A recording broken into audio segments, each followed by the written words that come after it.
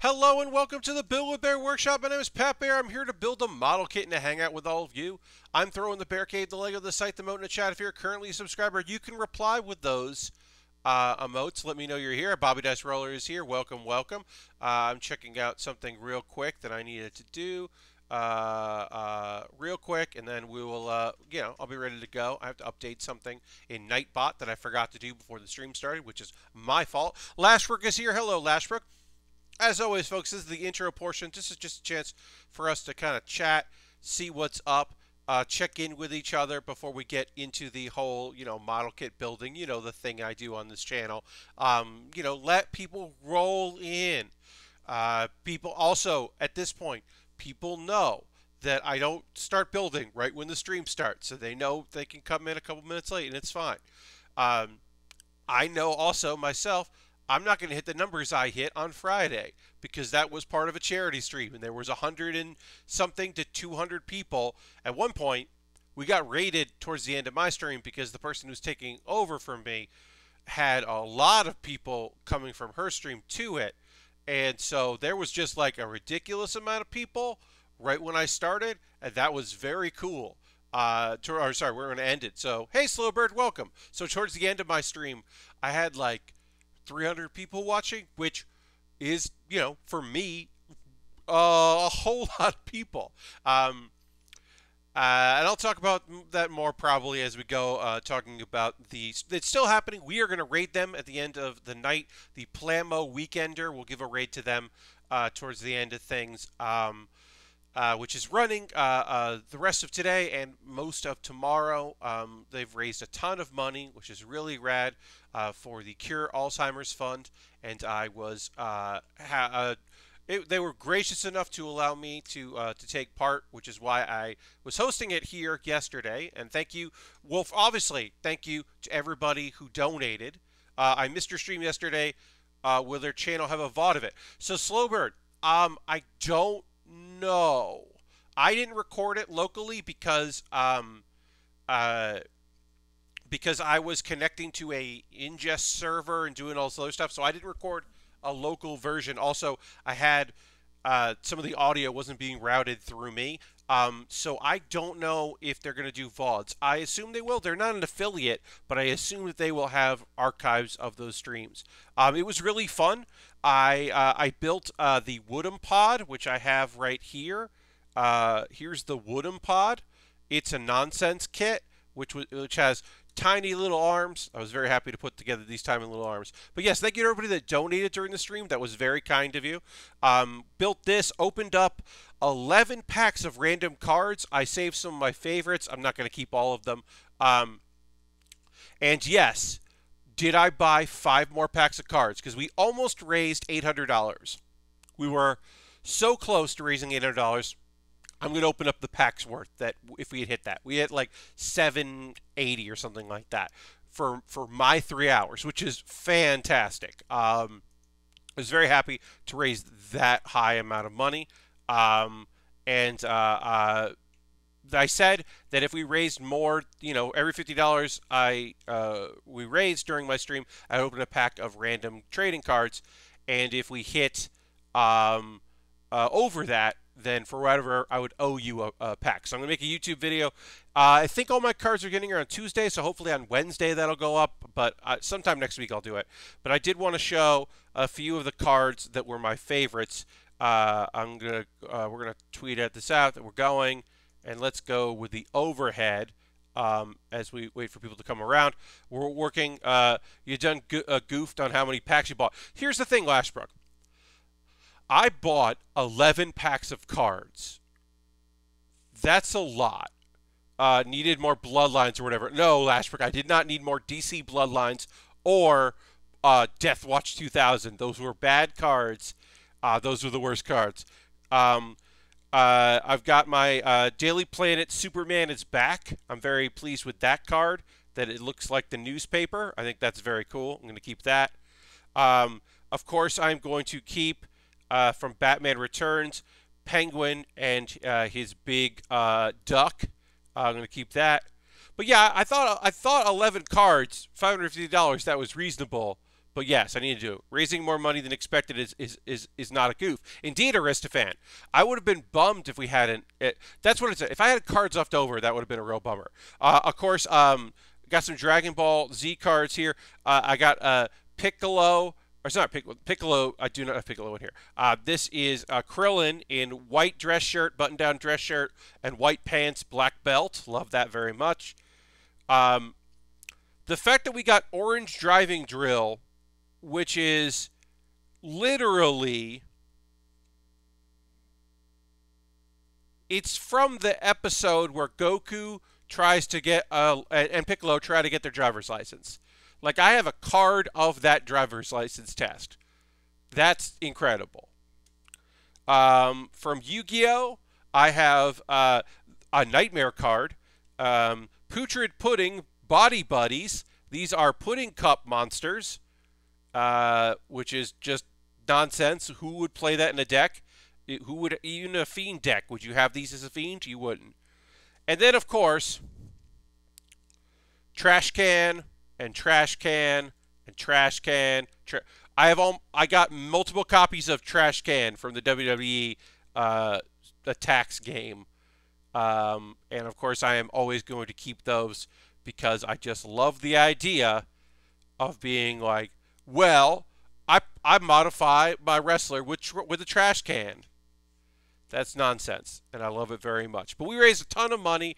Thank you to everybody in my chat who, regulars here in the Bear Cave, all you Bear Cave regulars who came in and donated, and of course other people did as well. Having the incentives, I thought, really felt fun because I was worried because there are some people in here who are not super well known in Twitch, but like there's a dude that his collection is well known and he's a big YouTuber. So even if he's not much of a Twitch person, I knew he was going to get a lot of eyes and a lot of donations. There are VTubers who are doing it. There are cosplayers. There are well-known makers and crafting Twitch streamers that do model kits. And so I was like, and customs and all kinds of stuff. And I buy model kits and build them and then use panel lining for less than a year. So I wanted to have an incentive, something to kind of encourage people to donate, and I don't know, it was fun. Also, it was a good time. I was very happy about that. I had a real good time doing it. So thank you to everybody tuned in, and of course, obviously, thank you to everybody that's here right now. Back in it again. I took Thursday off because of the stream yesterday because I did not want to. As we get into this, we're building here. We've got the chest done. This is the chest of the Odysseus. So we are building, as you can see in the photo, we are building the Penelope, which is a flight unit that goes over a Gundam. So this is the Odysseus Gundam. So we're building the Odysseus Gundam. We're going to panel line it. We're going to do everything. We're going to fully build it. And then we're going to put a big thing on top of it. Because maybe I want to show the Odysseus. I'm never going to want to show the Odysseus without the Penelope, but maybe I would. So we're going to build it and do all the panel lining. I did a little bit of the head here in my warm-ups because I wanted to get these stickers on, eye stickers, and get a little marker going there. But we're working on the head, so we'll continue to do that. And, we'll panel line the rest of the head when we're done with it because it's not much left. This is a giant kit. This is a high grade. The box is huge. The amount of sheets we have here is massive. We'll get through it. It's going to be annoying to dig through this stuff for a while, but eventually there'll be less trays and we get through it. But yeah, I didn't stream on Thursday because I didn't want to stream Wednesday, Thursday, Friday, and then Saturday. So I took Thursday off. It is the first Thursday I've taken off this year and possibly the first one since Christmas time and Thanksgiving. I think I did take a Thursday off around Christmas, but I might have built on Wednesday instead, but it's been a while since I took one of those days off, so I didn't feel bad about doing it because I wanted to be ready for yesterday, especially doing 3 hours.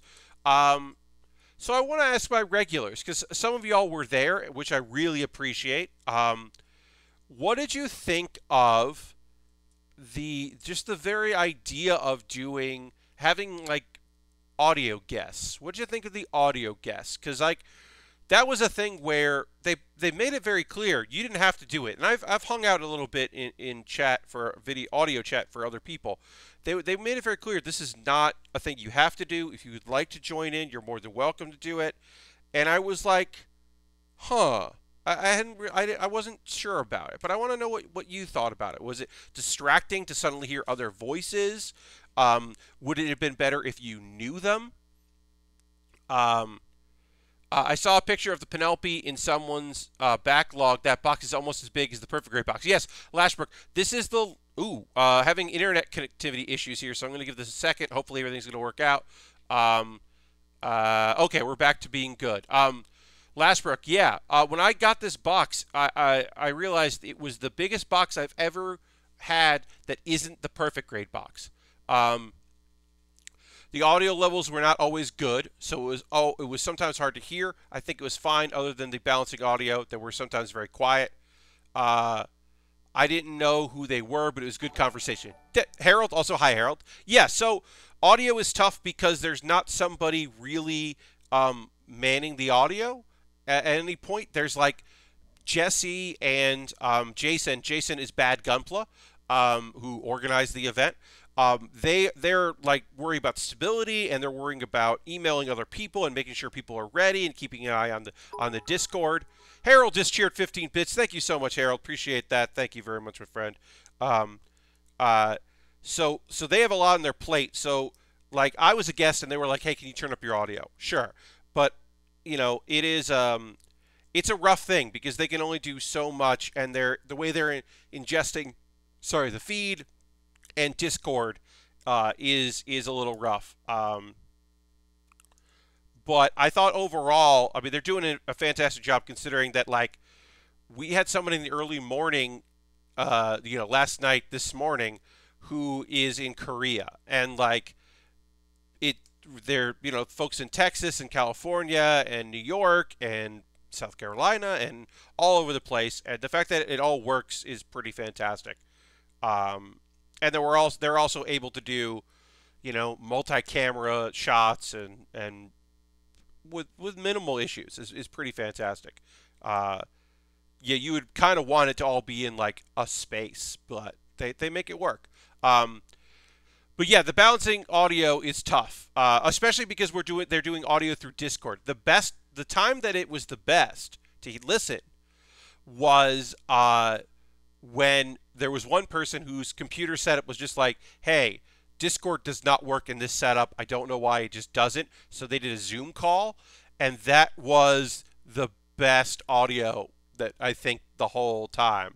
And so, but that's a problem of whereas the Discord is where people are communicating and chatting, so it is, for better or worse, the best option, or the easiest option for everybody. So I totally understand why that's how they're doing audio. Also, I learned how to use the Discord overlay thing because I don't stream like Among Us, so I've never had to need like it would be like above me like that text that pops up, the pop-up of who's talking.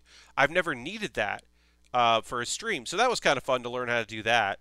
I did mess up. The overlay was a good addition. Yeah, Aristofan, I thought that was cool. I did mess up, and so I will take that. My big thing that I did was I added the charity stuff to the Streamlabs overlay, which is what I use for my pop-ups.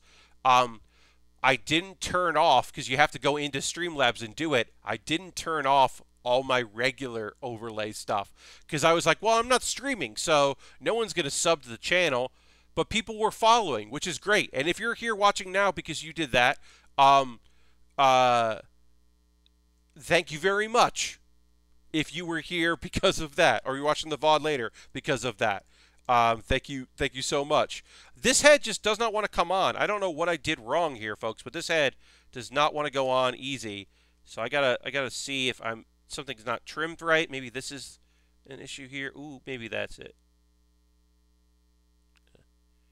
Shave this down a little bit, see if that's causing a problem. I don't know, but this is not connecting right, and I gotta get this all working.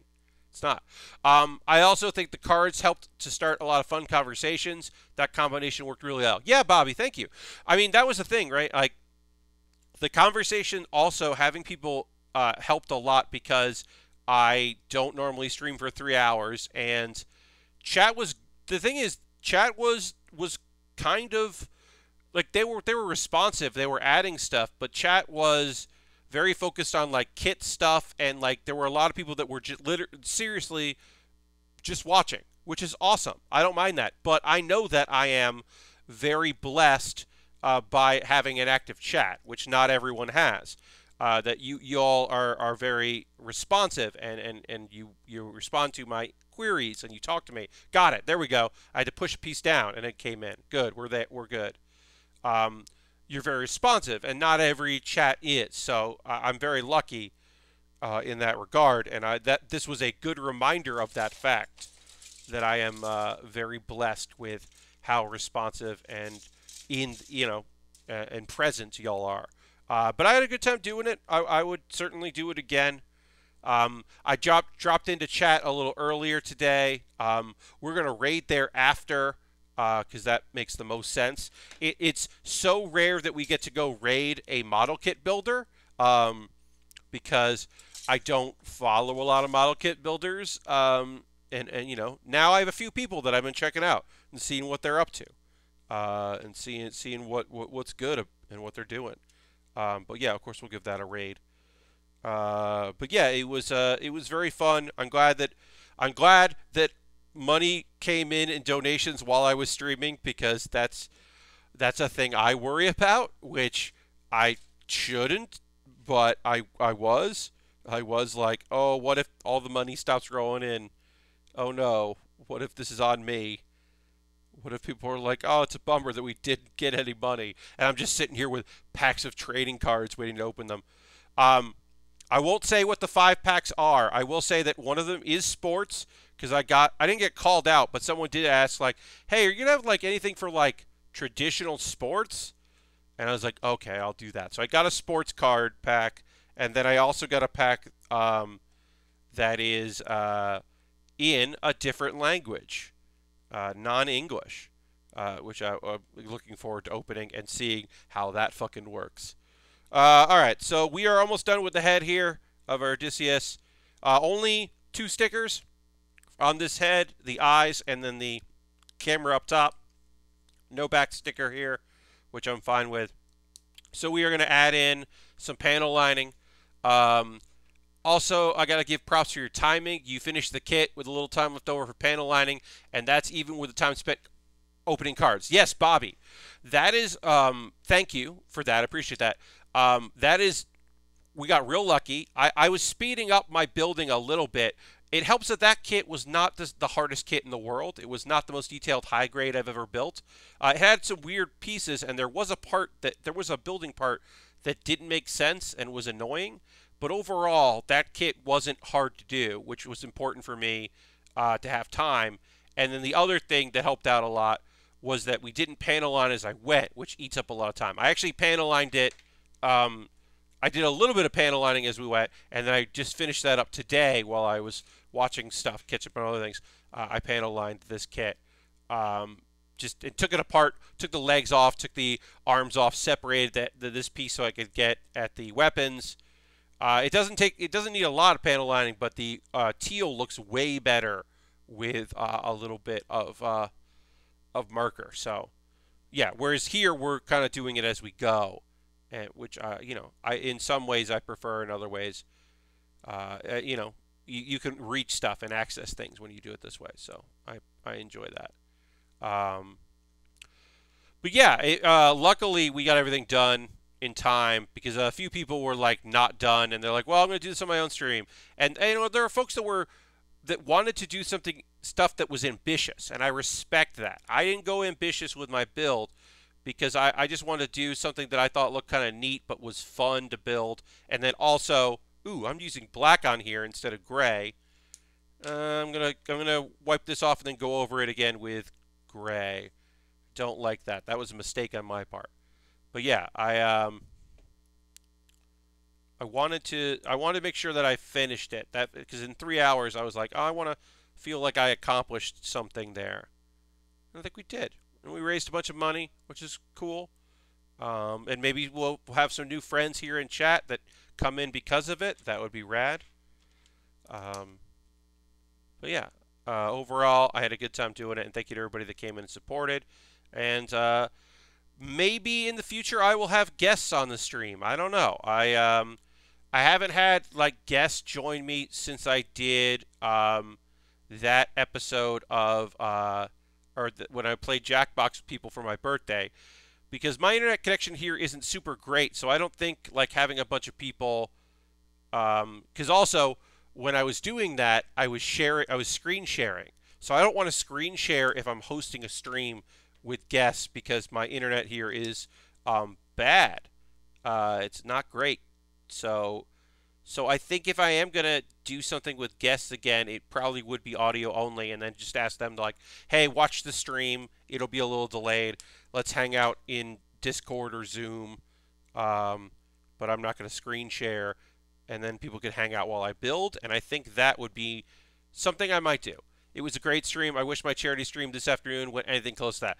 Well, Harold, like, I mean, you know, when I've done charity stuff here, like I didn't do I made the choice to do this year instead of Extra Life, or you know, do anything for that, or do the Giant Bomb Community Endurance Run, or anything like that. I made the choice to do this thing, partly because a lot of the work behind the scenes was taken off me. Like I didn't have to worry about prizes. I came up with my donation incentive. They never asked me to do that. That was something I came up with to help things out. But I didn't have to worry about the technical aspect of it. It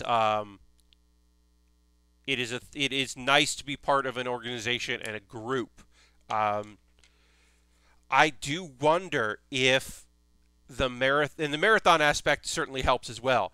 I do wonder, and that's something to maybe talk to Gino about in the future, if instead of people doing their own streams and some of it being in chat, picking a channel, making it an event, and then having that channel, it's a lot more work because you have to have the hosts and you have to have people like giving people passwords and all that. It's tough. You're rethinking your charity stream stuff. Yeah, I mean, like, you know, a big part of this is also 100-something people streaming in makers and crafting. Like 200 people watching that, right? That's at the top of makers and crafting. Like there are some big people that do that, but like at 4 p.m. in the afternoon Eastern time, that's the most successful makers and crafting, right? So you end up getting to be able to pull people in. Some of their posts, Twitter stuff, got retweeted by Bandai. That's huge for people being able to like who didn't know about the event. We got some really good like social media stuff. If you're doing it on your own, and you know this, and this is from my experience as well, it's basically saying, hey, will members of my community donate a bunch of money for a charity? And you can only ask that so long. That's why I didn't do both. You all, collectively, the folks watching here, the folks that aren't watching tonight, but watch consistently, the people that haven't, because there are a few people that were there last night that I haven't seen in a while that came out for it. All of those people, y'all are incredible. But I wasn't going to do 2 charity events back to back because that's not that to me that isn't how to run an event like that. That's not like I have all the respect in the world for folks that do that go like, hey, I'm doing a monthly charity event. I'm doing whatever, you know, like that's incredible. But I didn't feel like that would be a good look for me to do that. And then also, like, you know, I spending a little bit of money on incentives. I'm not spending a lot of money. I got good deals on everything. You know, got a bunch of stuff on Amazon. Found a store that that had an online thing, and I picked it up from them. We drove over and picked some stuff up. trying to, like, do what I can. But it's, that's something, not something I can do consistently. It's something I was happy to do, but I can't do it consistently. But yeah, it was a good time. I had a lot of fun doing it. I will be in audio chat depending on, basically it's like, if there are people hanging out and it feels like it's a lull and I'm available, I'll pop into audio, hang out, see what's up. If things are really cooking, if there's like a lot of activity and because some hosts are like rapid fire and some hosts are chill. And there are some people who are streaming who like, they have an audience, but they don't have a streaming audience. They have a YouTube audience. They have an audience outside this, right? So they're getting numbers, but they don't really like stream. Hey, Epic Open World, welcome. So for them, it was really kind of fun to be like people being like, hey, so I just downloaded OBS for the first time. What's up with this thing? And that was kind of fun. People that are known for, like, there's one person who's really known for their Instagram, their Gunplay Instagram. And they were like, yeah, I want to do something. I'll build something and hang out. This is a good cause. And that to me is just like so fun to have like people come in.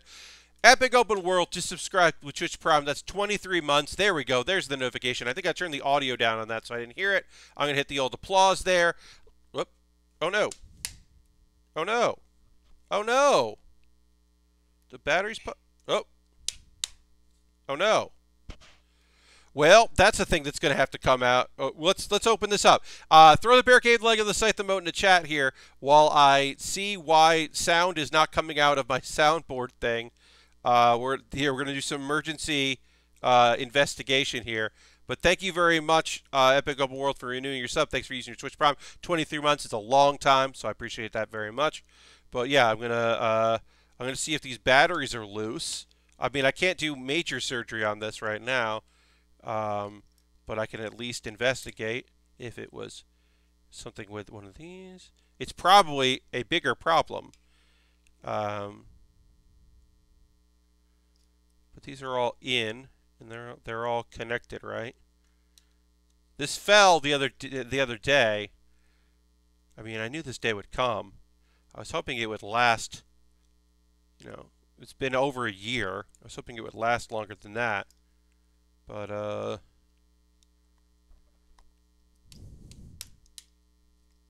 yeah. All right. Well, I might take this apart off stream. Just know that. Please don't use your channel points for having me play the soundboard, because it's not working right now. So I'll just do this. I'm just going to ring the bell. It survived a move from New York. The batteries could be dead, Lashbrook. I would hope that these cells, the little batteries, would last longer. As I said, I did drop it, but it landed on carpet. So I don't know. I will have to... The batteries could be dead. I don't know if I have watch batteries to test it with, unfortunately. I don't want to buy more just to find out. But I will take this apart. I'm going to unscrew everything and take it apart off stream and investigate that way, because I think that's the best way to find out what's up with this thing. Anyway, let's keep moving. We're working on ARMS right now. It's ARM day here. Also, thanks everybody that's here in stream. Appreciate that. Welcome. Hope you're doing well. But yeah, it was a really fun time. The old model kit building thing at Plasma Weekender. It's continuing. It's still happening. We had a VTuber last night, which was real fun. I think there's another person. There's a cosplayer, as I said, doing it soon. Just real nice people. Everybody's been real chill. Was happy to do it and take part. And then, like I said, I'll probably be in audio again. The second hour here, after the 10 o'clock hour, Eastern Time, it will be the Pat's Anime Roundup. And again, since I did not do model kit building since Monday on this channel, I have a lot of anime to talk about. I did end up pausing Spen Padasu. No. So, to be clear, I'm not talking about doing Pat Bear's Anime Club, my big roundup. I shouldn't have said roundup when I said roundup. What I meant was in the second hour of my streams, I normally talk about anime, and I have a lot of anime to talk about. So I shouldn't have said roundup because that I have used that term to mean something else. I just mean I'm going to talk a lot about anime because I have anime that I watched on Tuesday, Wednesday, Thursday, Friday, and today. I might donate again tomorrow because I kind of want that MGEX. Yes. So if you Plasma Weekender, we are going to raid Plasma Weekender at the end of this stream. And I would suggest people check it out tomorrow as well. It's happening, throughout. But yeah, it's a good time. And yes, as mentioned, Lashbrook, there are some fantastic prizes. I'm not able to win any of them their prizes, but they're pretty great. No, yeah. So I guess I should have specified. I shouldn't say that. I guess I definitely should have specified. I just have a lot of anime to talk about now. Did I watch everything that came out today? No, I was behind on things, and then also I had a busy day of nonsense, so I didn't watch all of my Saturday shows. But I do need more things to talk about on Monday. So on Monday, I will also talk about the debut of season 2, the first episode of season 2 of Welcome to Demon School Iruma-kun and Tokyo Revengers. Because that first episode let me go and like, what's going on with Tokyo Revengers? And I'm interested to see where that went. But those are both Saturday shows, and I just had too much today. And I watched one Saturday show.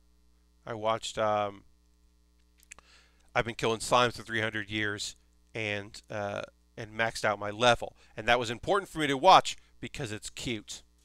I just wanted to watch my cute show, and I knew that the slime daughters were going to arrive. And they are the best, so I want to check them out.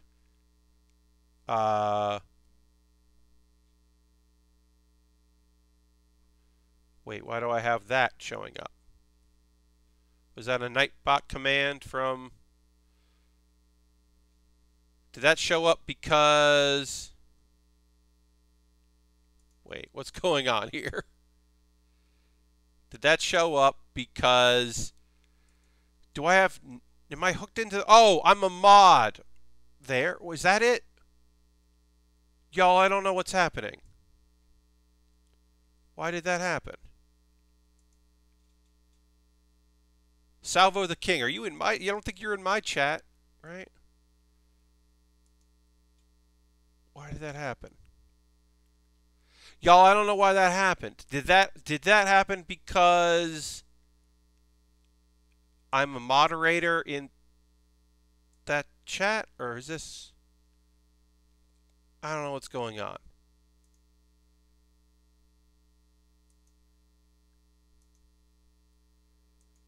It's a fake, I'm pretty sure. Yeah, also, that would make sense. Well, we'll just go ahead and do that. Yeah. Yeah, because that's the thing. Donations didn't show up in Nightbot. That makes total sense, Bobby, because donations didn't show up in Nightbot, and I'm a mod, so that wouldn't make any sense. Yeah. I'm a mod for the Plasma Weekender, which I didn't need to do any modding. Everybody was really good. Yeah, so I assumed that was just some weird thing where I was talking about charity and donations, and somebody showed up with a thing. That was weird. So sorry. How do you do green text, though? Yeah, well, for me, it was red text. I don't know. I don't know what that was, but it was weird, and that's okay. I don't know what that was, but that didn't show up in... Also, if that had been because of Plasma Weekender, I would have seen more because I would assume more people are donating during that right now because things are happening right now. I would assume I would see that more often. We'll know soon. If I owe this person an apology, I will apologize. My mod records will show that who the name was. Also, I do have it set up that people can be like,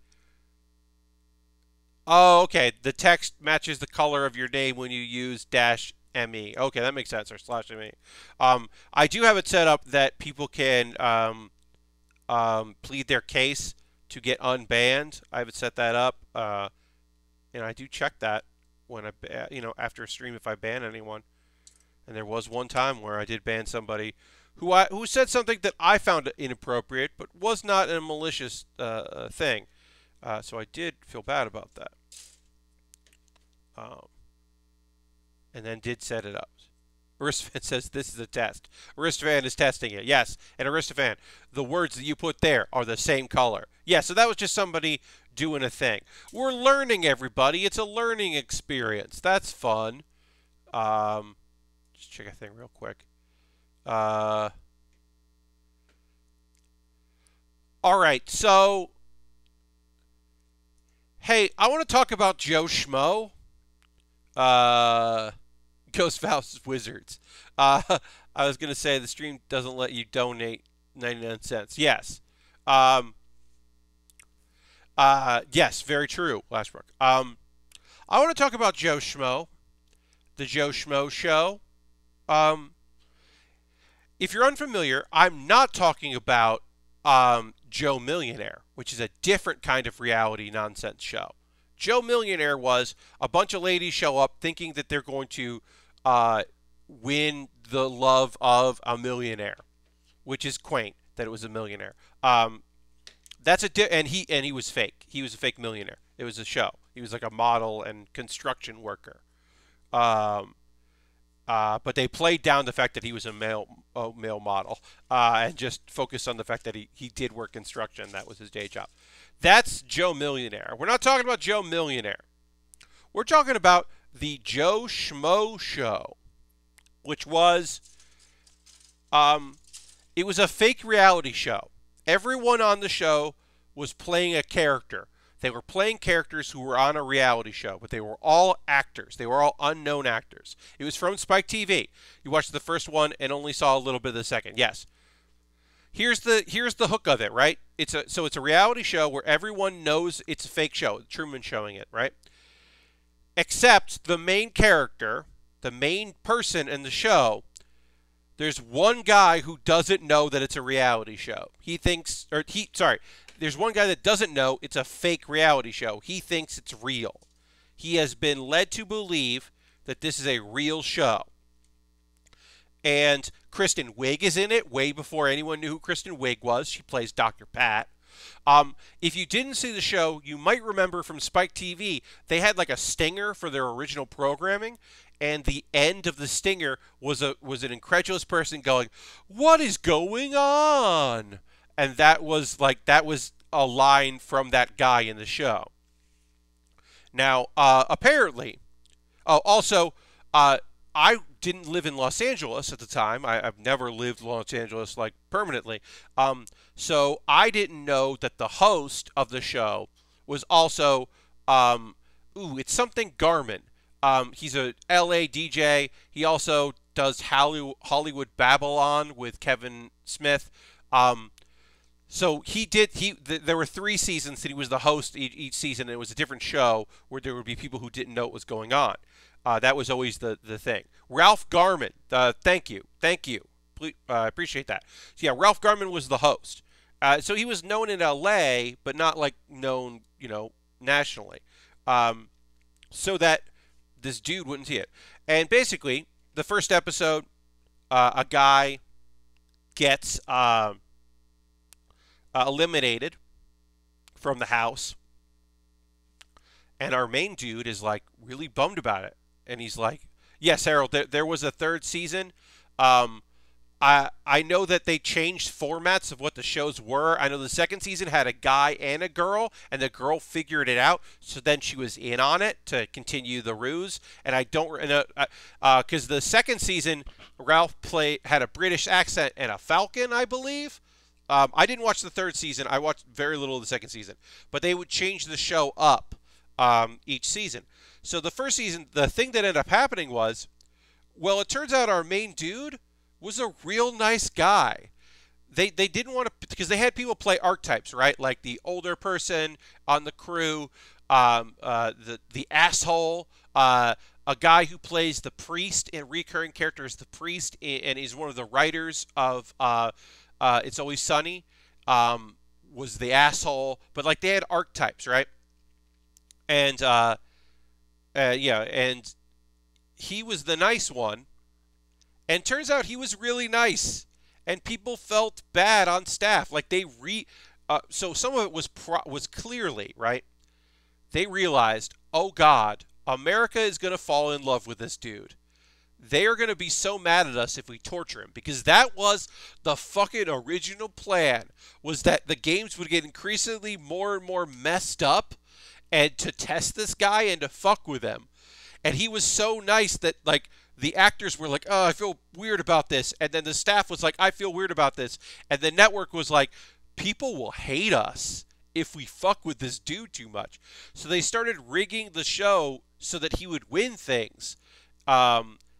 Including a thing where they wore inflatable sumo costumes, and he accidentally legit hurt.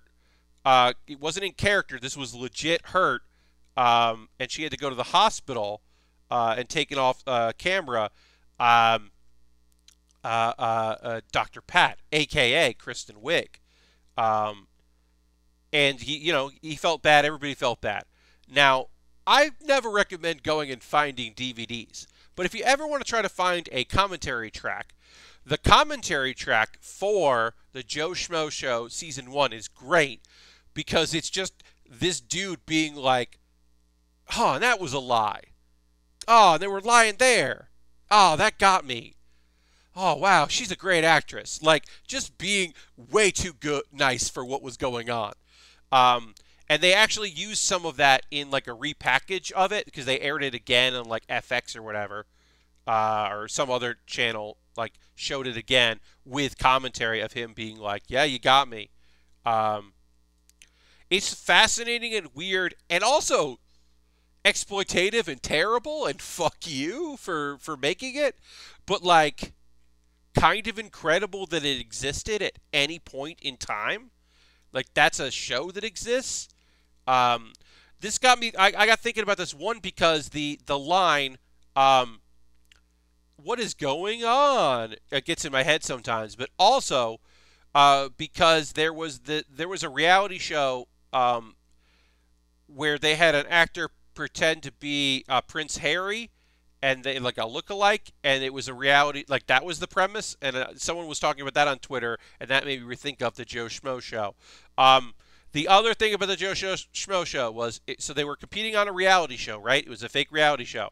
They came up with the coolest dumb way to get people off. You know, like when you get expelled from it. I said that wrong, so phrasing on my part. But like, so you know when they're like the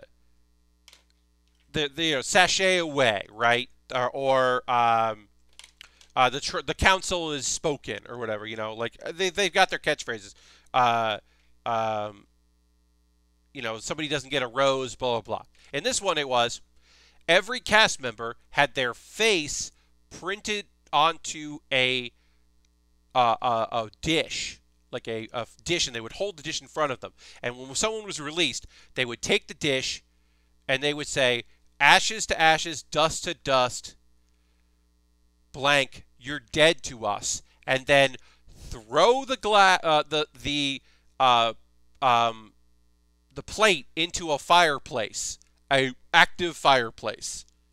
So he's like, you're dead to us, and then that was how somebody would leave the show. And it's just, it fucking rules. It's like awful, and I said exploitative, and like, holy shit, I can't imagine that. Like the concept of being like messed with in that way is like terrifying, but also that goddamn rules. You're dead to us, Chuck, and just throw it, just hawk it right into the fires. It's yeah, it's an interesting experiment in those like fake things, and we're gonna look at these reality shows. Reality TV is always exploitative. Indeed, Epic World. So, like, on a certain aspect, right? Like, well, dude showed up. Dude wanted to be on a reality show. Dude wanted to win. Dude wanted to win, because this is, like, early 2000s. Dude wanted to win $10,000 and, like, live in a fancy house for a little while. So, like, on one handle, yeah, of course. completely exploitative and terrible. But also, it's like bonus. It's one of those things where they're like, yeah, this is messed. Like, yeah, TV is messed up. Competition TV is messed up. How can we make this worse? How can we really like break a person? Because also, like, imagine like every interview you get asked to do, you're like, well, am I really doing the Today Show, or is this someone fucking with me?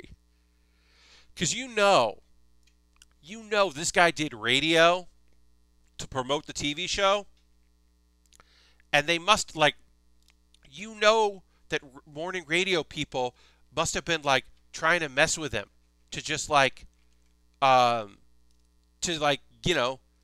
get laughs, to be like, oh, well, you got fooled, so we're going to fool you. We're going to prank you. We don't know how to do pranks, though, because we're a morning radio show, and we're all broken people doing this, so it won't be fun or funny. When you sign up to the TV show, look, Epic World, as I said, I completely agree with you, but this is extreme. This is like an unbelievably weird thing to suddenly be in. Because this is like, there were reality shows this time. Don't get me wrong. It's not like this was a new thing. But this like Truman Show-esque like lying to you thing, like, I can't imagine that anyone, that was doing reality shows in that era was thinking, oh, this is like a psychological experiment. The fucked up thing about that one about the girls that thought that they might be meeting and trying to date Prince Harry, was that they had that some people were suspecting this was bullshit, and so they had a psychologist come to help them, to kind of like talk them through what they were thinking and like, gaslight them. And of course, that wasn't a psychologist. It was an actor. But they literally were like, no, that's silly. Oh, no, this is real. Oh, no, I just want to help you because you seem like, confused about things, and, like your hold on reality is slipping. And it's just like, oh, fuck off. What the fuck? That's a whole other level of like nightmare. Nonsense nightmare. But yeah, reality TV, it's fucking nonsense and weird and terrible. Sometimes it just doesn't work at all. But yeah, read your contracts, know what's going on, try to find out what you're doing if you're going to get into something like that. Now there's a lot of knowledge about what shows are like and what you're getting into, and understand what's up before you get involved in something like that, because messed up. But yeah, anyway, that reminded me of that show, and I was talking about it a bit on Twitter. I was happy to be able to just say it. I just looked up Joe Schmo on Wikipedia. Apparently the third season aired in 2013, 10 years after the first show. Was about bounty hunters and included Lorenzo Lamas as a parody of himself. Yeah, because if you're shooting something in 2013, you have to imagine the 20-something-year-olds who are doing it have no idea who Lorenzo Lamas is, even if he isn't wearing a disguise or whatever. Also, if you told me that Lorenzo Lamas had become a real bounty hunter based on the TV show Renegade, he actually became a real one, I would believe you. I did know that was about bounty hunters. I didn't know it came out so many years later. I learned the other day that Survivor is still on the air, and that it is wild to me. Yeah, at Big Open World, here's the thing.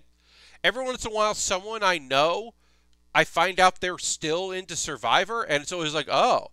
So, like, I was kind of interested in Survivor because they did, like, they did a millennials like versus Gen X Survivor not too long ago, and somebody I knew from the comedy community was in it. So I was kind of interested in that. Things got weird in that one, as they, can be, because it's a nonsense show, a night, just like any other show. But yeah, that is still a thing. Survivor is still a big hit. People are, I don't know what the numbers are. I don't look at that, but for television shows I'm not watching. But yeah, people still seem pretty cool about checking out that program. I mean, you have to imagine they get some numbers because people are they're still making it, so it must be doing okay. I don't know.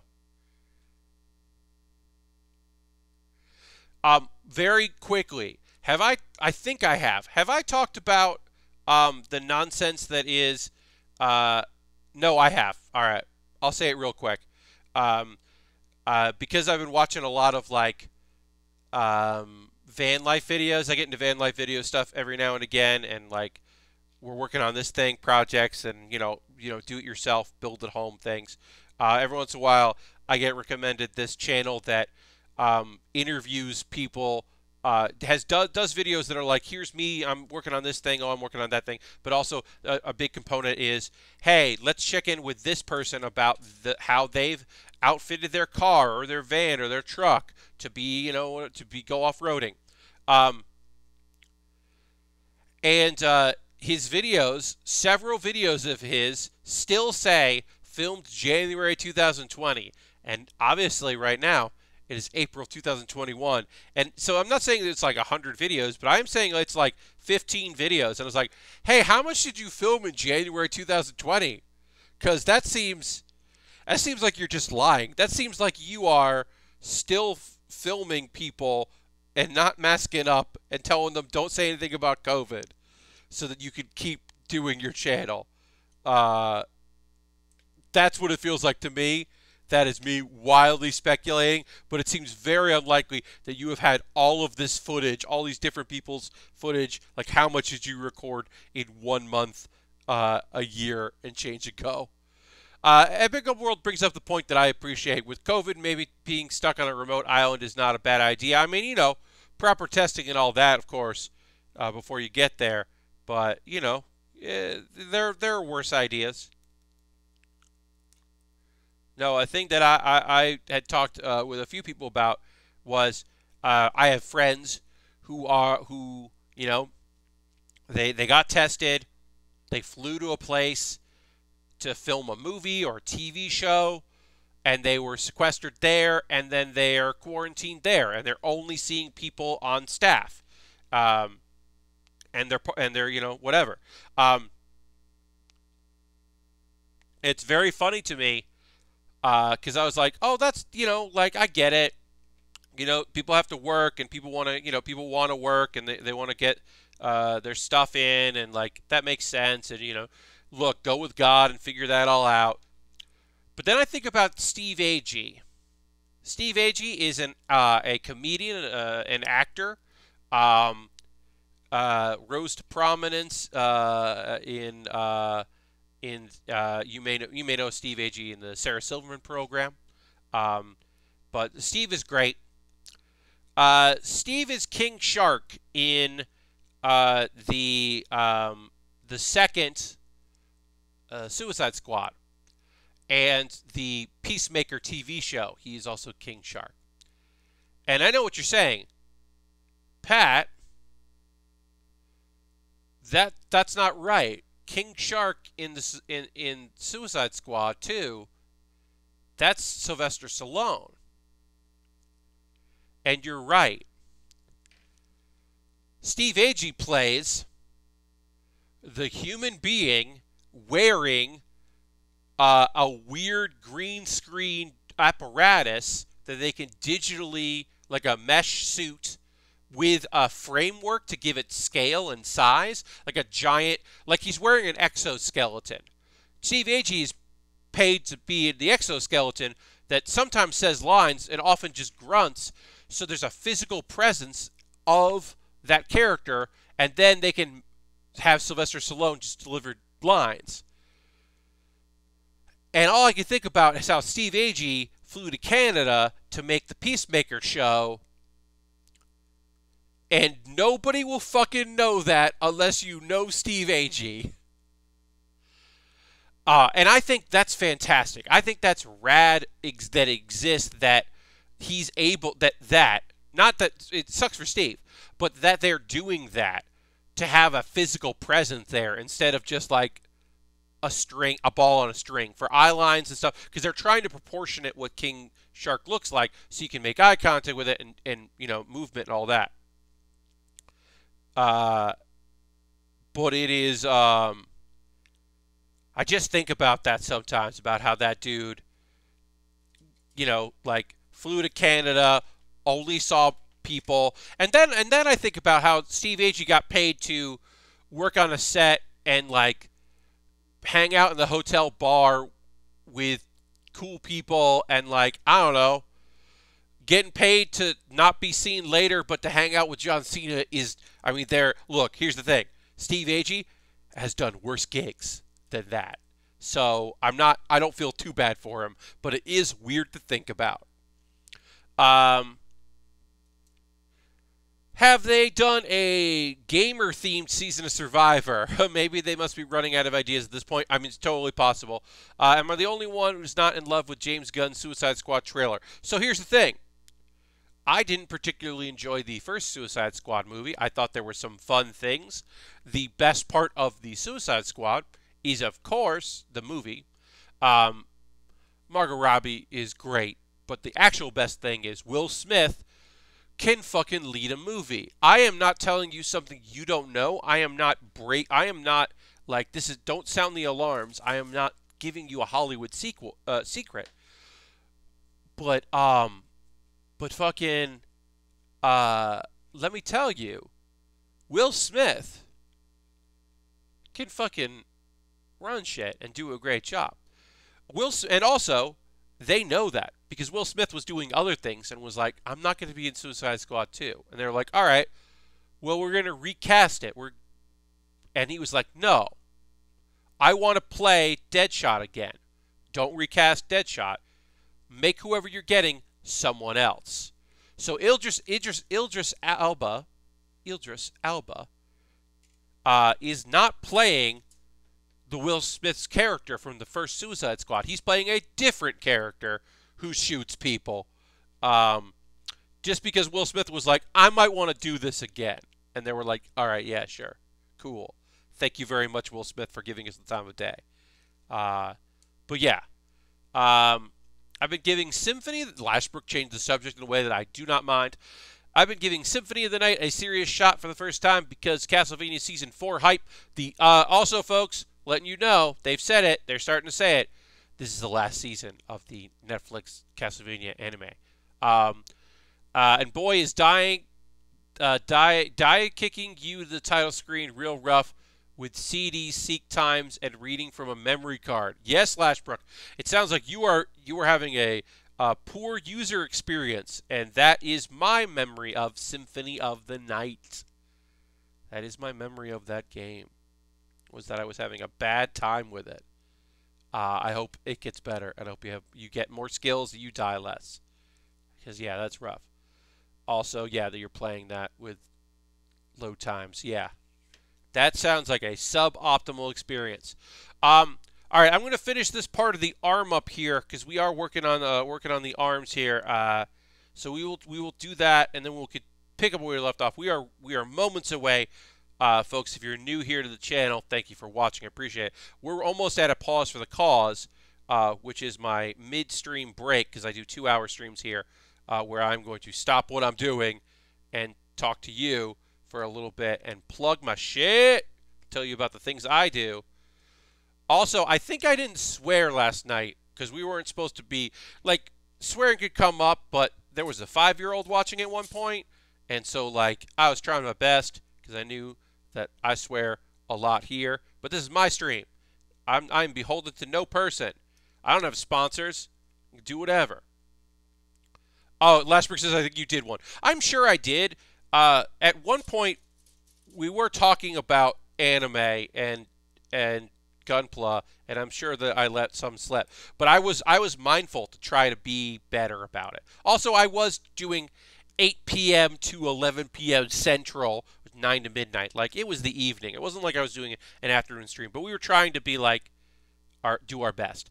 Um, uh, my mom's been watching Arrow and The Flash and other Arrowverse shows, so the fact that some of those characters also have doppelgangers in the movies played by different actors and seemingly on different Earths, despite the multiverse being destroyed and replaced with seemingly one universe, really breaks my brain. Yes, Slow Bird. It's like, it's tough when you're like, oh, there's movies, but there's also not movies, and then like there are some people that have crossed that and done both, but most haven't, and so they get different casting for it. But like, I still don't think there's a Bruce Wayne. There was a Bruce Wayne at one point, but we didn't see him be Batman. Like they're keeping that going, and it's like the weirdest thing of like jumbling all of that and who's what and who's this, and then they're like, well, there's a Green Lantern here, and like, is there a movie Green Lantern? That's going to be expensive. It's going to be expensive no matter what. And, like, figuring all that out. And it's just like, I'm so glad I don't have to deal with any of that. I don't have to do any of that stuff. I watched some of The Flash. I watched some of Arrow. I watched all of Season 1 of Supergirl. I have not watched any of Legends of Tomorrow. And then I'm sure there's a one that I'm forgetting. Because there's like the Star Girl or Power Girl, right? Yeah, I know there's shows I have not watched in that multiverse. Arrow felt a little too dark for my liking. I think Flash was solid. I enjoyed Flash. What I've watched of Flash, they obviously had dark moments, but it also had a lot of goofiness. And also, if you're going to put if you're going to put some great characters like the Elongated Man in there, I mean, I'm going to be down for it, because that's just a nonsense thing. Stretchy characters shouldn't still exist. They still shouldn't be anything there. I really like the Arrowverse shows, but it got to the point where I felt like I had to watch all of them every week, or I was missing out on something, and that's too much. Yes, it is too much. Legends of Tomorrow seemed like the cheesiest thing at first, but grew to kind of like it. Kind of like AEW, actually. Yes, whereas AEW is like, hey, we have 2 YouTube shows, and then also, you probably want to watch Being the Elite, because, like, if you watch Being the Elite, you might like a character we're not doing enough with on our television program or our 2 YouTube shows. Also, it's very important that if you want to care about this tournament, you have to watch us on a different day when we're streaming this tournament outside of this. Yeah, it's a lot. I forgot the Arrowverse was a thing, and I watched a few seasons of Arrow. And now they're referencing their non-televised house show. Yes, Lashbrook. That non-televised house show has repercussions, and it is canon. Which don't make a show that you can't watch canon. Anyway, hi, my name is Pat Baer, and this is a Pause for the Cause. We are taking a couple minutes here.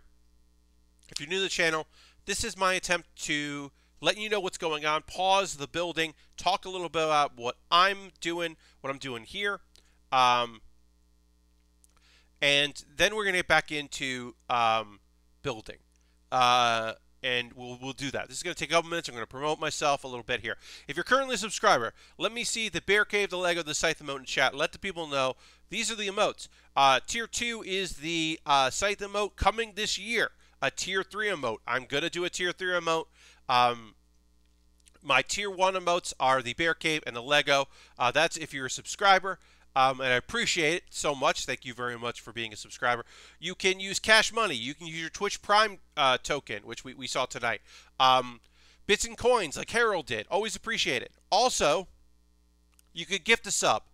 One gifted sub puts you on the gifted sub leaderboard. Oh, hey, Dustin, thank you. If you've been gifted a sub in the past, maybe from Bobby Dice Roller, maybe from other people, if you have been gifted a sub, you could convert that to a regular paid monthly, with Cash Money, sub, and they won't charge you till your gifted sub is up, which is a thing you could do. Do you have to do any of those things I just mentioned? Absolutely not. But if you'd like to, I would appreciate it. Because everything I make in various forms of currency here goes directly into me buying model kits and other equipment to continue to stream. Now, alternatively to this, if you were like, I can't do $5 a month, well, you could join my Patreon for $1, $3, $5, or $10. Because maybe you're like, Pat, I don't want to do $10 here, but I do $10 somewhere else. You could do that.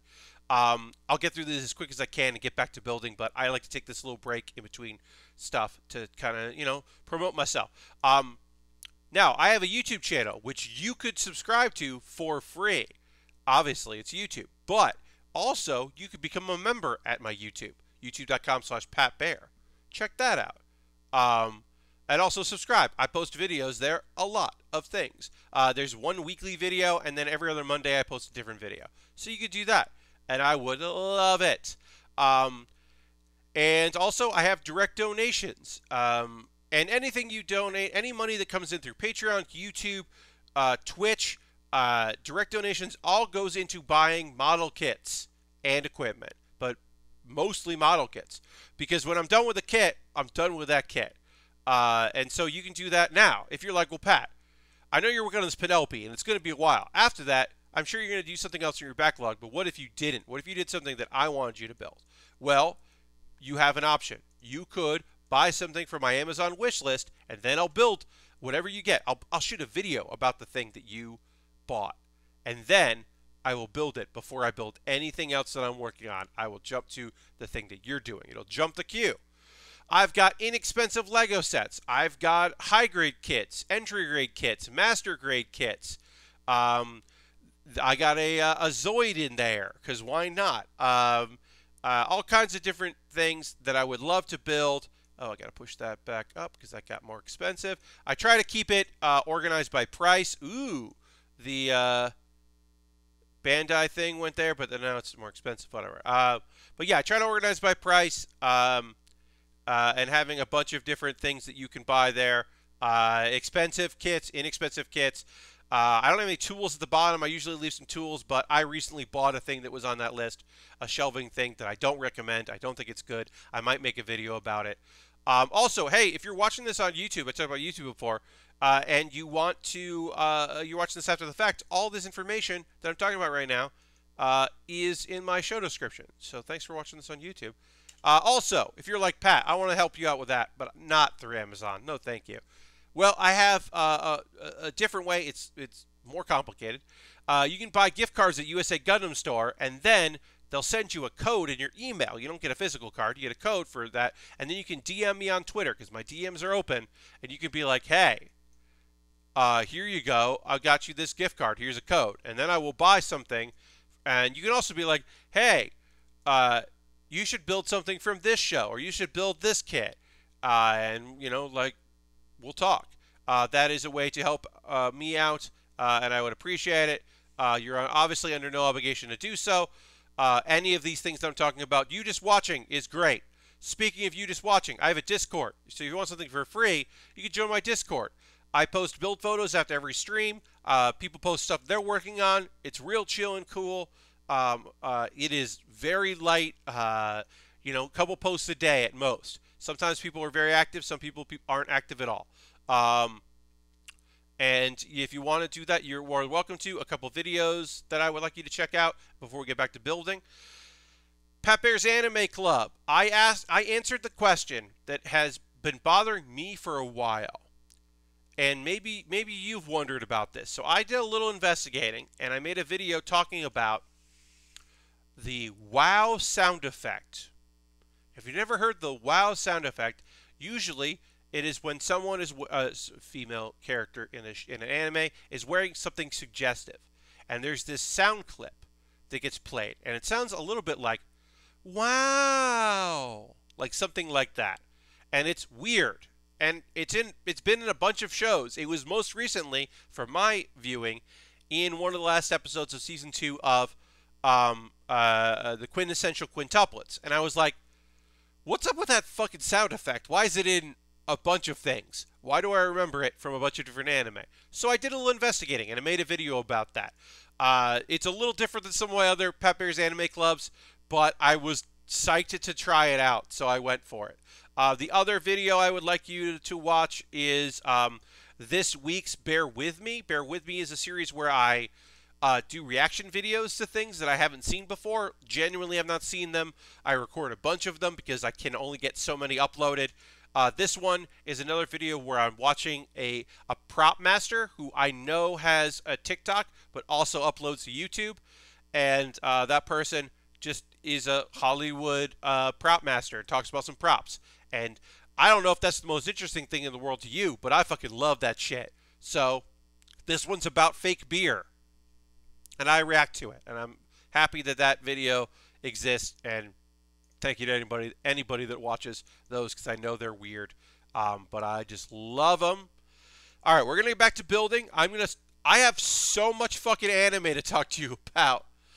So I might do some shows I'm going to talk a little bit about. Some shows I'll talk more about and get in depth more. But I do want to talk about these shows and kind of get into them. And then we're continuing to work on the arms here. We're doing the outer armor of the armor that attaches to the Odysseus. So we'll get some of that going. And again, these are not going to be like big breakdowns. These are like overviews. I'll say a little bit about what each show is and then more about what happened in the episode. So, Slime Diaries is set before Season 2 of That Time I Got Reincarnated as Slime. It is shortly after the orc incident where everyone's kind of together and figuring things out. It is chibi-ish style, not full chibi, but cutesy style of Rimuru and the gang, and it is a slice of life comedy thing about like the day-to-day goings on of the characters that live in the capital city of Tempest. So it's Rimuru is trying to have a lazy day but gets bored, so he's like walking around talking to people. It's a good excuse. The best part, so if you don't know Geld from the show, if you don't remember Geld is the Orc Lord, and he's like, "I'm so happy that you've taken us in after all that happened. I'm so happy to be named, and like you've given me such purpose." This show is really just like, "Hey, you know who's a cool character? You know who we really like? Geld." So there's a thing here where he's like, I don't know if we fit in here. I don't know if everything's like working out, and he's kind of depressed about it. And then Rimuru's like, hey, does this happen a lot? And you pull back, and all these little goblin kids are like climbing, because Geld's a big pig man, and they're like climbing on his arm and like hanging off of him, and like one kind of falls and he catches them, and she like laughs because he's so like big and strong, and he's like, "Do you like kids?" Rimuru's like, "Do you like kids?" He's like, "I don't dislike them. I don't know why this keeps happening." And it's like, "Oh man, you're loved, Geld. You're loved and trusted. That's adorable." There's a bunch of more gags about how Shion is a bad cook, which is my least favorite one of my least favorite things in the whole show, because it's such an overplayed thing. There's another quiet moment with Geld where he plants some crops, because they're planting a lot of crops, and he's like, "Can I come back and check on these later?" Because he's like, "Oh, I shouldn't do it. I shouldn't do that. I shouldn't help out." And he's like, "No, help out." And he was like, "It was a little delicate work." And he's like, "Can I come back and look at them?" And he's like, "Yeah, totally." It's very cute. Gobata makes a scarecrow that looks like him, and the crows are not scared of that scarecrow. In fact, they are psyched to beat the shit out of it, which is pretty fun. Oh, and then also Trainee, the dryad. They forgot to invite her to help out, and she is definitely bummed out because she is one with nature and the forest, and she's like, "Why didn't you ask me to help?" And they're like, "Oops." And it was a little cute. It's a cute little show. It's light. There's nothing remarkable about it, but it is fun. And also, considering the fact that the first half of Season 2 of That Time I Got Reincarnated as Slime is so fucking dark, it is nice to have the cutesy version that we're getting right now. That's just nice to have. Something a little lighter. It doesn't make me so like, oh, wow. Okay. The best romance show that I have watched this season. There are plenty of romance shows this season. I have only watched a couple. But to me, the best romance show this season is The Saint's Magic Power is Omnipotent. Now, is this also an isekai? Yes. Is it the most Pat Bear thing in the world to say your favorite romance show this season is an isekai? Also, yes. It is very me to say that. But it's also true. This is a old school isekai, the different world style of anime. This is a traditional old school show that focuses, the focus is on a female character, and this is some romance shit. And I didn't realize that was like what I was missing. So, things we learned. We learned that Sei, this girl that was transported, that people think is the saint, but someone thinks the other person is the saint, so she got kind of shafted. Anything she makes is filled with magic power, more so than anyone else we would see. And to the fact that people are like, okay, hey, you can't make food for people anymore.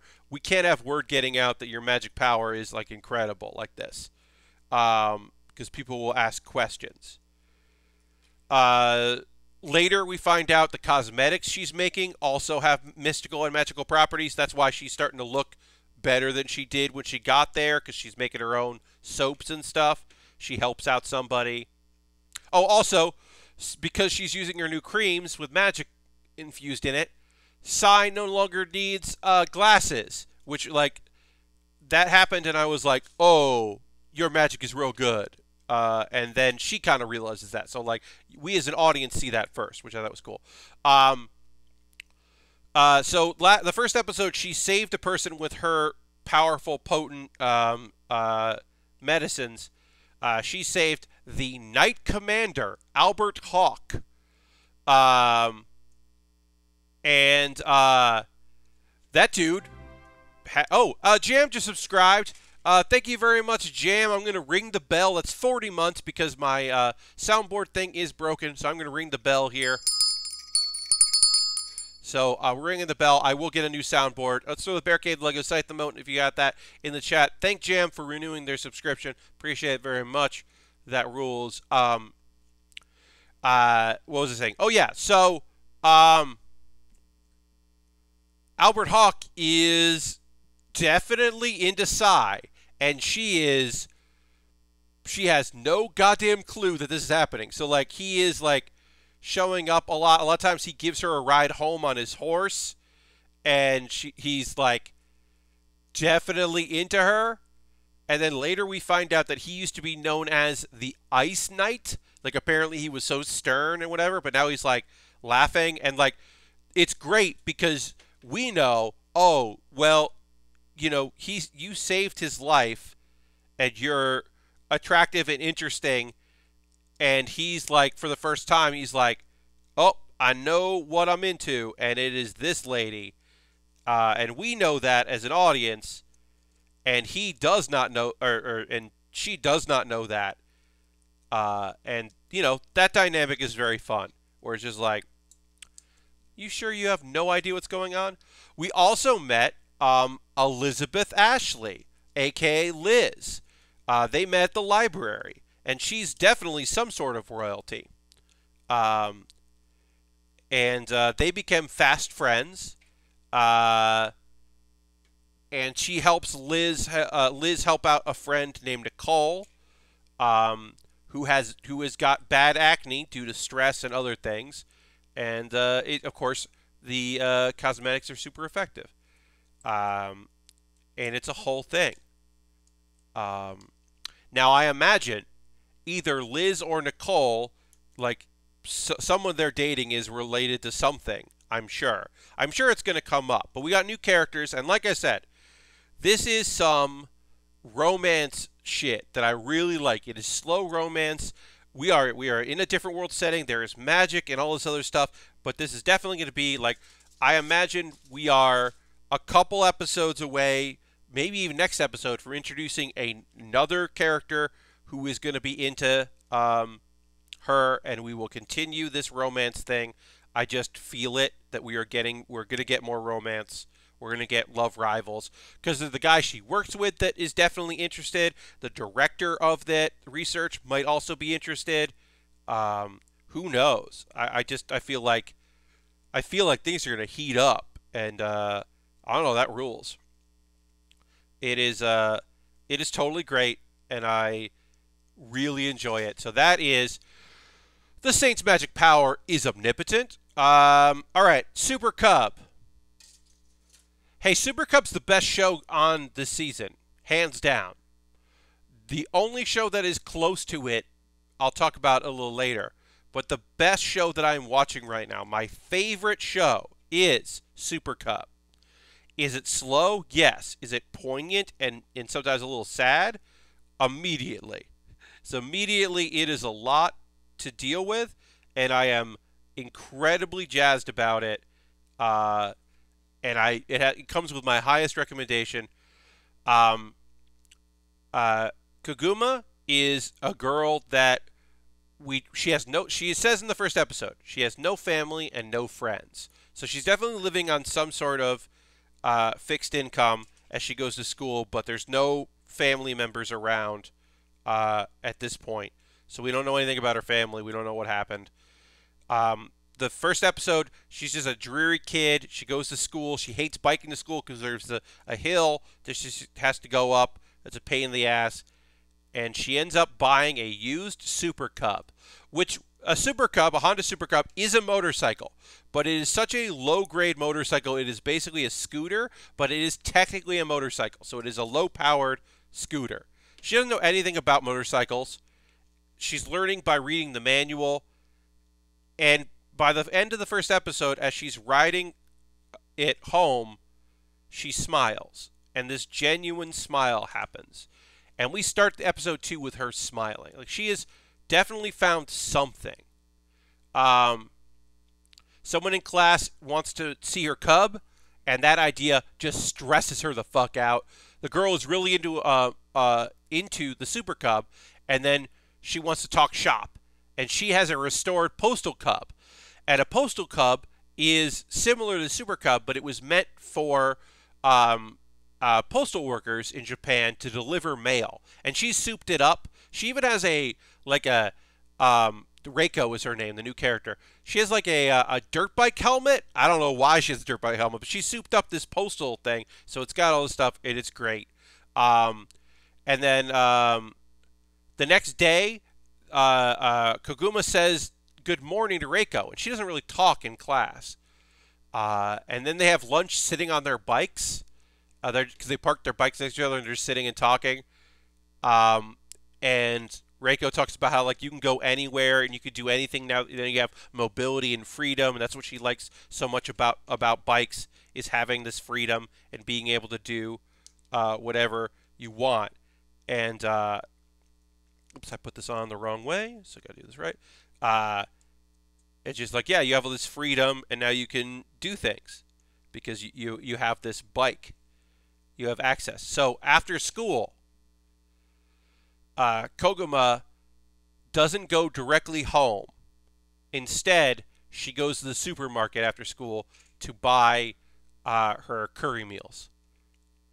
And I know that I just described a small little moment, but this show does so well to convey how important it is that this girl who doesn't have anything has this moment of realizing she has some kind of freedom. Instead of turning to go home, she goes out a little bit. And then she sees, oh, well, actually I need a chain lock for my bike. And she sees that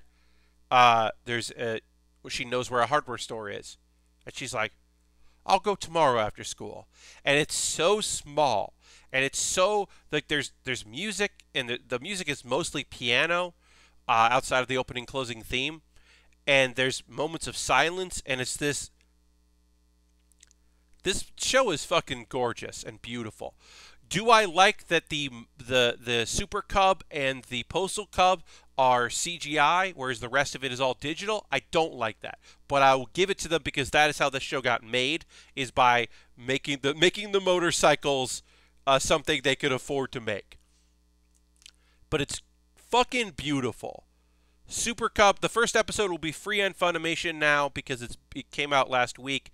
If you don't have a Funimation subscription, you can watch it with ads, the first episode, and then eventually watch the second episode. It comes with my highest fucking recommendation. It's gorgeous and beautiful, and it is a slice of life about girls who are into motorbikes and learning. And she's learning. She's like always referencing the manual and figuring things out, and I love it so much. And it's so great, and she's great, and I can't say enough nice things about it. Super Cub, I fucking love it. All right, so there's Super Cub. Now, a different vibe, because this is a 2-minute little video. It is a weekly series. It is a shorty. It's a chibi show. It is called Miss Kobayashi's Dragon Maid S short animation series, because Miss Kobayashi's Dragon Maid S is going to be the second season of Miss Kobayashi's Dragon Maid, which is coming out next season. So before that, they did a little chibi short series, a little shorty, about just like daily life stuff. And it's little short things. There's an intro and outro. The intro is weird because it's done like it's a VR thing, and that's just weird, and I don't like that, but whatever. That's the least, it's not a big problem. In this little mini, Kobayashi is coming home late for work. She's on her death march again, where she has to work late a lot, and to rev up her spirits, to increase her make her excited about coming home. Kana and Toru wear different styles of maid and attendant outfits, and so she's looking forward to seeing what new costumes they'll have. And then it goes from being like cute and interesting to weird, and the last one is very weird. And she's like, "All right, stop doing this."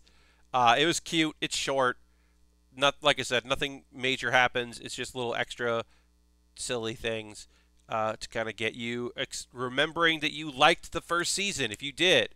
And I did, with caveats. And also, the best part of it is, right now it has just been those 3 characters, so we have not had any other, the minor characters who are often the most problematic have not been in there.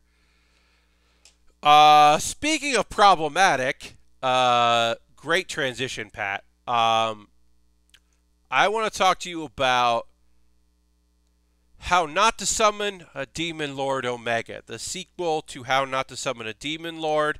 I hate this show's brand of horny. I wish it was not horny the way it is. I just wish that, and I know next episode's going to be even more, and I might... So here's the thing.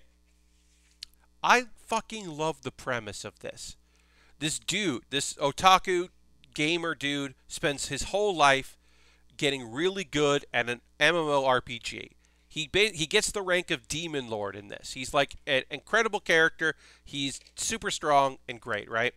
In a fantasy alternate dimension, 2 girls at the same time try to summon a Demon Lord to serve them. They have different reasons for doing so. They want to summon a Demon Lord. Instead, they get this dude who in his avatar for Diablo. So he's a regular dude, but he's inside his gaming avatar. And I love that premise, and I think that premise is great, and I think it's played well for that. But also, as I said, it's also an incredibly horny and a gross horny show. I wish it was, if it was just horny, that's one thing, but it's gross horny, and I don't like that. So what happens to this thing? They make it to the tower city to find the head paladin they're looking for. Our priest girl heals someone, but there's going to be consequences for that. There's a bunny girl who's in the opening, and so she'll probably join the crew. But Diablo is like looking for, he's wondering if in this world, because it's very similar to the game he was in, He's wondering if this world, if there is the dungeon that he built, because there's a lot of cool shit in that dungeon. A big sand whale shows up, and he tries to take the sand whale out, and that's where we meet the paladin and also the owner, the mayor of this city. They both seem very strong, and our dude is worried about that because Diablo's like, I would have trouble with either of these characters. He gets curry for the first time since he's been to this world, and we know that next episode, you can tell our paladin is not a good person. Is he part of the church's corruption that they're dealing with, or is he his own brand of bullshit? We don't know, but we'll see. Is the woman who runs the town, is she going to join us? Is she going to be an opposition? I don't know. Like I said, I'm feeling mixed things about How Not to Summon a Demon Lord. I like it, but yeah, it's gross horny in a way that I'm not interested in. And so I'm like, erg. Yeah, so it is a bummer because I like the premise a lot, but I think the application leaves much to be desired. So I'm a Spider, so what? We are in the second half of the first season because it's a double-length season for Soma Spider, so what? The thing to know about Soma Spider, so what is a bunch of kids from a high school get isekai'd into a fantasy world. Most of them are humans. Some of them are not. Some of them have been reincarnated as, there's an elf. A teacher gets reincarnated as well.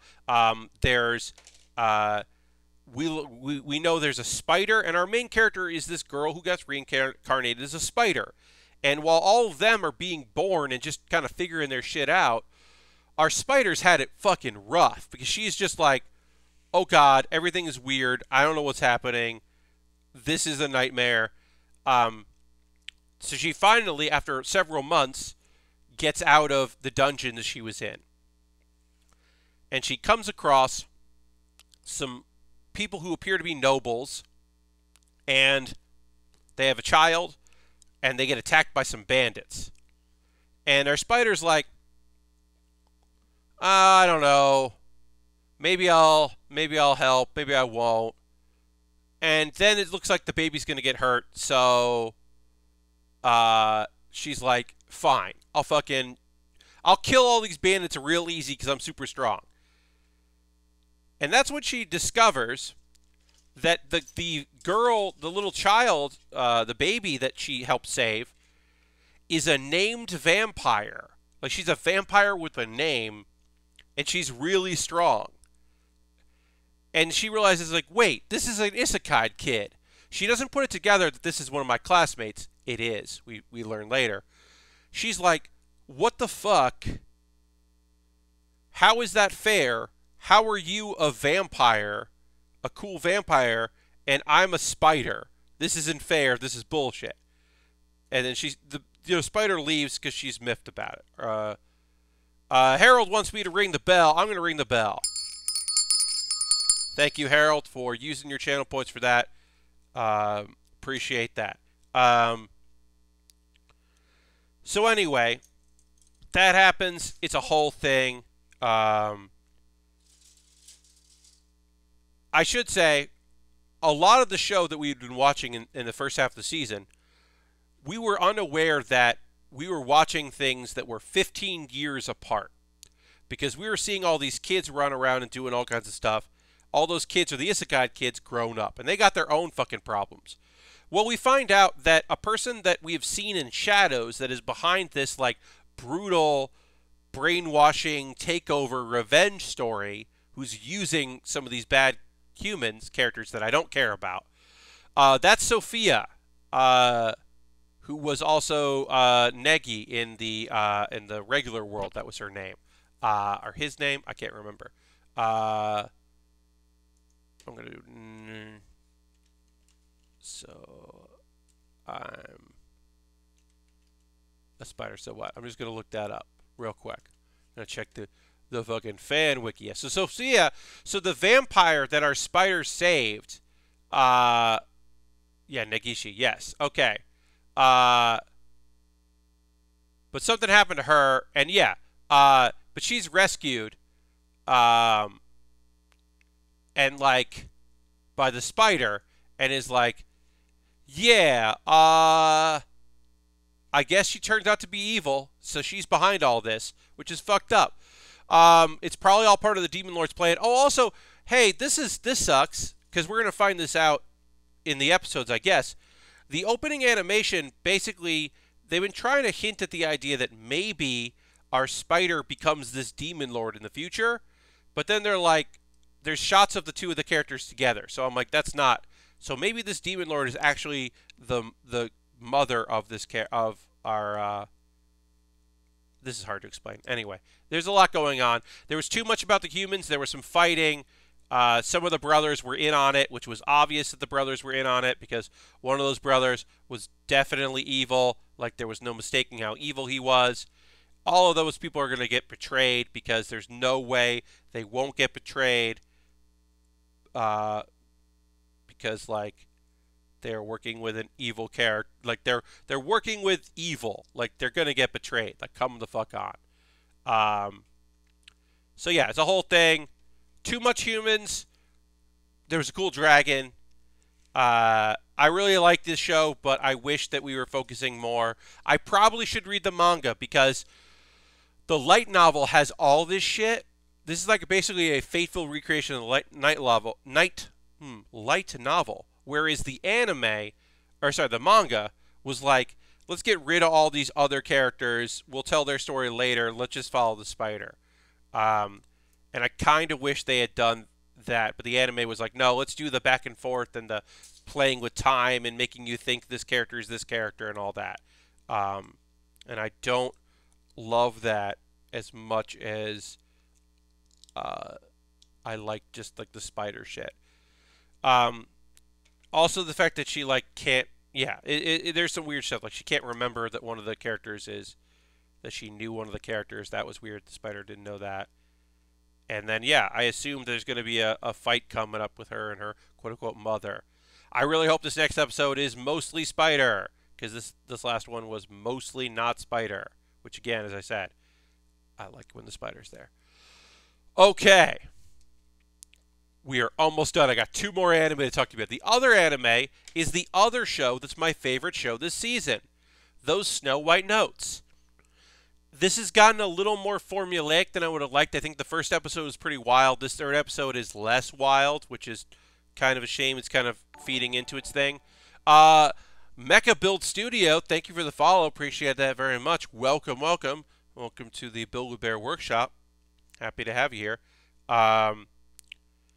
But yeah, so how do we get all these things connected? Oh, I messed this up. I messed this up. I was like, why isn't this not want to work? Because I put it together wrong.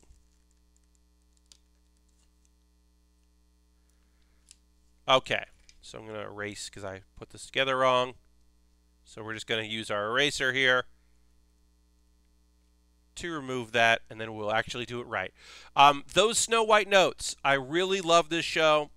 It is about a young man who is excellent at the shamisen, which is a traditional Japanese musical instrument. It is not a guitar or a banjo. It is somewhere in that category, but it's a lovely instrument. He's really good at it. His grandfather, he's been always chasing the notes, the music that his grandfather made. Like, that has been his big lifelong ambition, was to play music like his grandfather did, and chasing the song that he made through his entire life. It's this one melody, one piece, but he is unable to do that, and he leaves home. He ends up going to the school. There's some other characters we meet. The major character in here is going to be Shuri, who wants to start the shamisen club because she wants to try to find someone that can play a song that her grandmother remembers. She has a recording her grandmother made of her humming this song that she heard a samisen player play when she was a child. This was years and years ago, obviously. Well, that was, anyway, Setsu thinks that that was his grandfather. He played it at a certain point, and the song has changed over the years. But he's like, no, I'm pretty sure that was my grandpa. We meet some of Shuri's friends. One's an annoying dude who hopefully will be less annoying. One is like a cocksure young lady who's definitely more interested in her friend's happiness than anything else.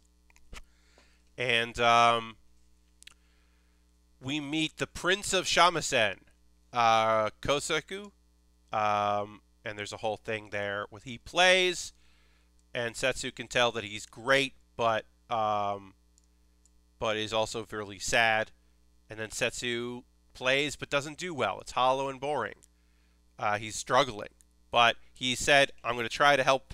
I'm going to try to help you and your grandmother. I'm going to try to learn this piece the way my grandfather did it then," which is also him maybe trying to help himself. Even if he fails, maybe he can do something, which is a cool little way to end that episode. And it's great. I don't know if I'm doing the show justice. Obviously, the music is exceptional. The shamisen music playing is beautiful. It's just goddamn gorgeous, and I highly recommend it. It comes, yeah, like I said, it is one of my 2 favorite shows. Super Cub and those Snow White Notes are my favorite shows this season.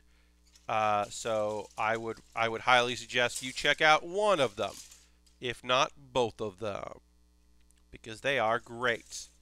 But yeah, it's a slow little show. As I said, I feel like some of it is still trying to figure out what it is in a way that I can appreciate. Like, it's getting a little formulaic, but the music is really incredible, so I'm there for it. All right, let me try to find the hands here, which is K. I don't remember what K is. This is J, so K is gold? Is K gold? No, that's I. Sorry, I'm a little disorganized here with my trays. The last show I want to talk to you about is I've been killing slimes for 300 years and maxed out my level. So I will talk about on Monday. I'll talk about the other 2 Saturday shows that I didn't get a chance to watch today. Welcome to Demon School Irmakun and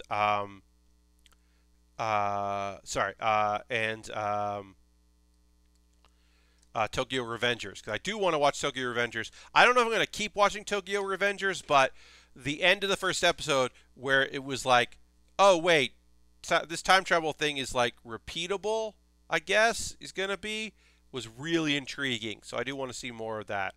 That's an interesting show. But those Snow White Notes is great. And then I've been killing slimes for 300 years and maxed my level. Is a cozy slice of life style isekai about a girl, office worker, who dies on the job and has regrets about that. She gets reincarnated as an immortal an immortal witch who kills slimes every day, and over the course of 300 years becomes incredibly strong because she's been killing slimes every day steadily and has an XP boost. So she just grows and grows and grows in strength. She's now the strongest human probably in the world. She has a dragon, a red dragon friend, a pupil, who tried to fight her and then wants to become her student.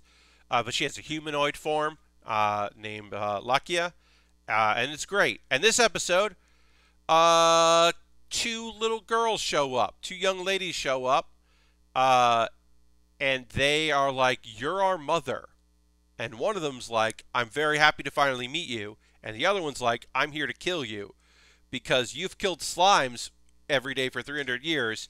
And and both of them are slimes. They're slime spirits. They are spirits created by all of the slimes that have died, and their regrets have combined into 2 young ladies who are in their 50s, which is weird to say, but yeah, they've been around for years. So one learned all this magic. She learned magic to negate the powers of her mother to stop her, to kill her. She didn't do anything to learn any magic to fight Lakia, so that gets solved really easy. So the two girls, Falfa and Shalsa, they agree to live there and hang out. So now this is a family of a immortal witch, a dragon lady, and two young ladies who are slime spirits. And then Lakia jokes, who's going to be next in our family? Is it going to be like a demon or an elf? And I mean, yes. We don't get there in this episode, but yes. There are other great ladies in this show. This is a show about let me find the pieces I need here. I need the other C for this. This is a show about a girl that really didn't have anything, who now has a big family. Sometimes the family is just a mortal witch and the ladies who want to kiss or kill her. Yes, slow burn. See, the thing I like about this is, because people are like, oh, harem shows are so played out. I love this show as an alternative to harem shows. I'm like, no. This is just a different kind of harem show. Because there will be, this show, because I have read the manga, there are multiple girls that want to be with her and want her to be with them. Over time, we will meet multiple girls that are interested. And then they added the twist of, then there are also two girls that consider her their mother, and she accepts them and is like, yep, I'm your mom. And then there's a young girl that thinks of her as a big sister. And they're just all kinds of, and then there's another girl that's a rival with one girl about her. And then there's a girl that is like mostly interested in friendship with her, but like could be persuaded to be in love with her, but kind of isn't in love with her because she's got her own stuff going on. And then there's a girl that really needs our witch to be a dom for her because she has a lot of power and she needs someone to tell her no and to tell her that she can't do stuff. And that's later. I don't even know if we're going to get to that character. But yeah. Basically, this show is just full of a lot of ladies who have a lot of different wants and needs from our witch friend. And it is just a great show. It's just a great-ass show. I have not seen every show this season. I cannot tell you if there is a better queer show. I know there are a couple other shows that seem very gay. But I have not seen them. But I can tell you, of the shows I'm watching, this is the queer show to watch. Because it's just really fun and great. And so that is, I've been killing slimes for 300 years and maxed out my level, which obviously is based on a light novel and manga with that title. How could it not be? But that is the show, and that is just an incredible viewing experience. It's lovely. It is just a lovely little show. We are going to finish up the arms here because all we have left to do is the connections here is we got to do one more hand, so we might as well finish up the arms, which is great. We're doing some great work here, considering how much this is going to take to build. We're getting a lot done here. But yeah, I'm really looking forward to more of that show because it's just cute, and I like a little cute in my isekais, especially since one of the isekais I'm watching this season I'm not really enjoying, which is, as I talked about, is How Not to Summon a Demon Lord. I'm not super thrilled with it. But of course, I haven't watched one of the isekais that's happening this season because I haven't seen Inarmaku in Season 2. But I'm excited about it. I heard good things about this first episode, so that should be neat. Alright, we got to build the hand. We'll put the arm on here. So yeah, we got our Odysseus. You're like, Pat, this is a pretty big high grade. And it is, and it's going to be even bigger when I put all that extra armor on. Because you got to remember that, like, I got this friend, and it's like, you can see where the head is on the Penelope in the corner. I just imagine this huge flight frame on top of it. It's pretty massive. But we need K, which we had before, and now I have to find again, which sucks. I should have kept it out because I knew I was going to need it again. Here's K. And let's get 11 or 14. We'll do the open hand. We'll do 14, the open hand. And also, as we keep going for this, I'll have less of these giant, this of our trays, and it'll be a little easier to do some building. And then we need A2, 4, which is here. But yeah, it'll be a lot easier for me to build this because I won't have so much to work with. As I finish these up, I can get rid of them, and that'll be great. My next build stream is Monday, 9 p.m. Eastern. Please consider coming back to see that Monday at 9 p.m. I will continue to be building this model kit. We'll talk about some anime stuff. We'll talk about some other stuff. I'll complain probably because I'm doing some yard work coming up. So I will complain about doing yard work because that is a big part of me. Your friend Pat is complaining about the yard work that I'm doing. And yeah, that's gonna be it. We made some progress here. We did the head and 2 arms. Ooh, that's loose. Hopefully that won't stay loose. Hopefully I just tighten that up enough and it won't be a problem. Otherwise, if it is, I will have to put some blue tack in there. But we'll see. But yeah, we got a lot done with this kit. It's looking sharp, and we're ready to wrap up. So as I said, we will raid. I'm gonna go. We're gonna raid the Plasma Weekender. I'm just gonna go there and get that. Look at that. Get that loaded up. But we are gonna go raid and check out EA Spuds, who is currently streaming there. So thanks everybody for watching.